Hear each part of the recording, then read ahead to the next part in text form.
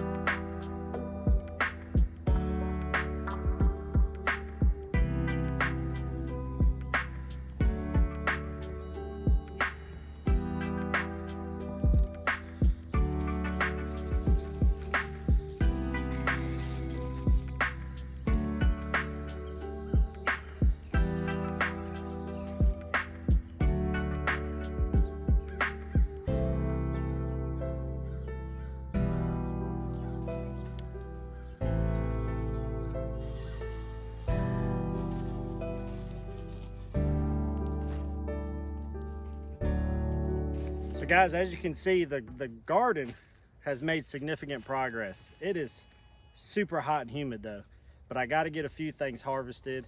The watermelons have just sprung. I mean, they're running out of the fence, and I'm trying to control them as much as I can, but it's not working out. We got some of the cantaloupes are starting to form. We got tomatoes on the vine like crazy, waiting for them to ripen. You know, we kept saying it's better late than never. It's better late than never.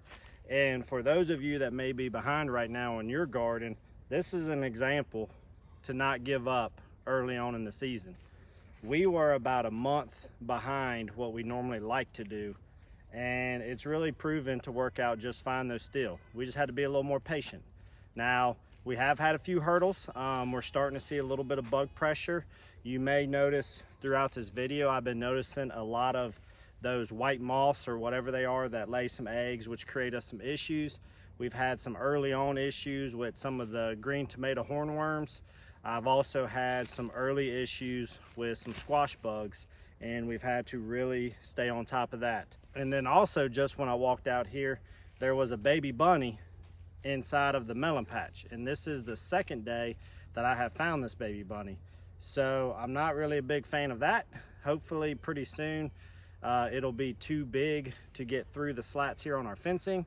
So hopefully he doesn't cause, or she, whatever it is, doesn't cause too much damage before it's too late. So I haven't noticed any significant damage from them. The only issues that I have had in terms of losing some plants is that I've had two of my squash plants that I think honestly have just gotten so big that the vine couldn't support the weight of it, and it kind of twisted and eventually sort of broke halfway. And the plant held on for about an extra week or two, produced a few more squashes, but then eventually it ends up snapping all the way and dying. And I just really think that the plant just couldn't handle it. And but I don't think there's any other issues than that. But luckily we had great harvest before that happened. And so right now, yeah, let's go ahead and pick some stuff and show you what we got coming in the garden already. I think we need to pick that one. Yeah, we got to get a couple of the lemon squash, but I think what I want to do first is let's do the cucumbers first. Okay. And then we'll do the squash after that, okay? What we're going to do with all these.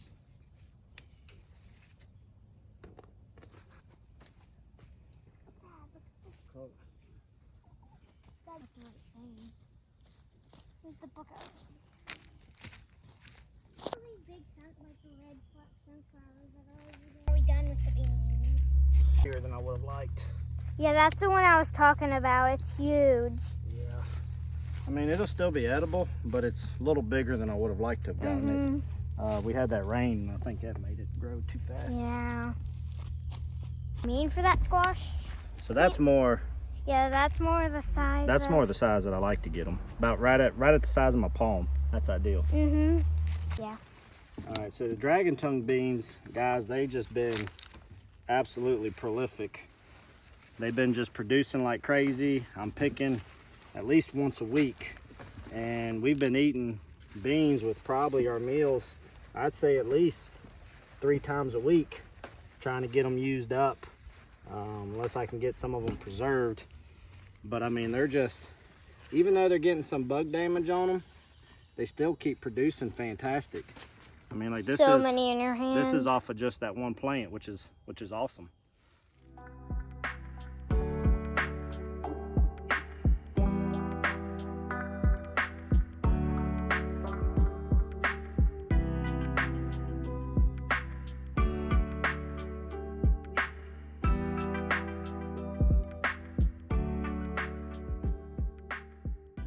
Red noodle. Oh my gosh, those are so weird.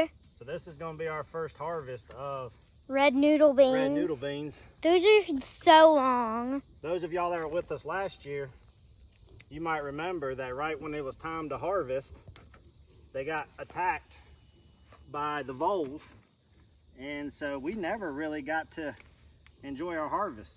Yeah. So honestly, I don't know the best way to get these things or to harvest them.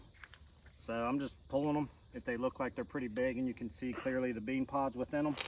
But like this one's all wrapped up all crazy looking. I'm not sure what to do about that. Oh my gosh. I may just leave this one and let it dry off. It looks like a candy cane. Well, I may just let that dry off and get the seeds, and then I won't hurt the plant itself. Yeah. But isn't that pretty crazy looking? It looks so weird. Like little snakes. When you said red noodle beans, I thought they would be like small and... So guys, check out, I mean, just one day's harvest, and I have picked several times earlier in the week. Mostly just got a few cucumbers and a few lemon squash. They're coming in regularly. But I've been getting this many beans about once a week. And then of course, this is our first harvest of our red noodle beans. And guys, we don't even have the melons coming in. We don't have the peppers coming in fully. We don't have tomatoes ripened, and we're a month behind. Now guys, hold on. Get the sweat off my face. Now I do got one thing going on in my garden that has me very perplexed, and maybe you all can shed some light on it, is look at these. Madison, go stand next to those so we can see how big those really are. So this plant right there next to Madison is my marigold. If you heard Madison say, these are supposed to be marigolds. Mrs. Rocky Creek came out to the garden the other day and said, what kind of a fern is that growing in the garden bed? And I told her, it's not a fern. It's supposed to be marigolds, but they just keep getting taller, but no flowers. So have any of you all ever experienced the same situation as this? Because these are the tallest marigolds I have ever seen with no flowers. Kind of marigolds that don't even have a flower? I bet the stalks on those things are every bit of 2 foot, which is mind-blowing to me. Then also mixed in, we got some carrots going on, and you probably see, hopefully down there, some beets starting to come up. Are there any beets ready, honest? Now, I do believe that I overcrowded this bed. There's no doubt about that. But we're just gonna let it roll, see what it does. But if you have any suggestions on why I'm getting like the world's tallest marigolds with no flowers, I appreciate it. I have not fertilized them. I have given that plant bed nothing. It's just the dirt in it and the seeds. So I don't know what the problem is. So if you got any suggestions, let me know. All right, guys, so we just beat a storm. It's starting to rain. Madison here ran up and took care of the rabbits really quick while I had to fix a spot on the pig fence that had come loose. But as I was saying, guys, you know, don't hesitate to get started. You don't have to be a professional. You don't have to be experienced. I am an amateur. I'm maybe just one step above an amateur now after several years of doing this. But I get people reach out and like, hey, what's your secrets to growing this? What's your secrets to growing this? You did really well with this. Well, what did you do to make that work? I wish I could tell you some fancy recipe that I did because it would make me sound really great, but I would be lying and I would be a fake if I gave you some special trick. the reality is the only thing I do every year for my garden is I provide some of my rabbit manure to it during the off season. But once the season gets started, other than I keep the low-lying limbs on my tomato plants cut to allow good airflow to minimize the chance of blight, I really don't do anything. Huh? Things that hang on the ground. Talking about the tomato plants?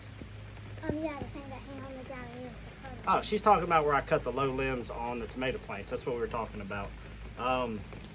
But then other than that, guys, I don't really do anything. All of my dirt is native dirt, with the exception of what I put into the raised beds this year. So really, other than just watering it and keeping it weeded, I don't do anything. So if I can do that on super rocky ground, there's no reason why you can't give it a try. Some years have gone better than others. Some crops have been failures. Some crops have been tremendous success. But I have an entire container full of produce ready to use, one of which is a new harvest for this season, which we're looking forward to. And there's so much more to come. So let this be hopefully motivation and or an inspiration for many of you who are on the fence about trying to grow your own food because you think maybe you're not good enough for it, maybe you don't know enough. You know, that you see so many of these people that, you know, yes, could I do this better? Absolutely. Are there better ways to do this? I'm sure there is. But for me and my lifestyle and what time I have, raising children, working full time, coaching, doing all kinds of other stuff, I make it work because I just keep it simple. The old keep it simple, stupid principle. So, you know, if I can do it, you can do it. Let that be your little bit of hope for if you're new to gardening. You know, yes, learn from others. I'm sure you can do it better than I do it, but just know that you can be an amateur, a novice, or whatever it is, and grow your own food. Yay. But the only recommendation I would say is grow plants that are known to be successful. Don't try to grow the hardest thing right away. But guys, we got a lot more coming up in the harvest in the near future.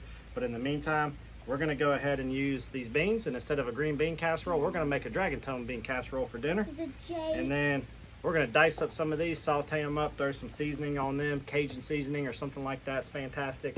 And we're gonna have us a wonderful dinner today with a lot of stuff grown here on our property, along with some pastured raised poultry that we had as well. So guys, we appreciate y'all hanging out with us. Hope you enjoyed seeing how far the garden's come.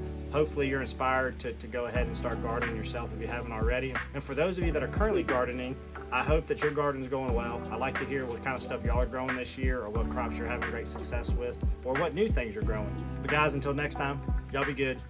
Y'all enjoy your time here as we're coming towards the tail end of summer. And we'll be here with you again real soon on one of our next episodes. Bye guys. Put my bean back. No. Put my bean. Hey, will you eat one raw? What? Will you really do it? I don't know. Are you really gonna do it? Here, don't do a green one if you're gonna do it. I green one. Are you gonna do it? No. Ew. I think I just freaked her out. J.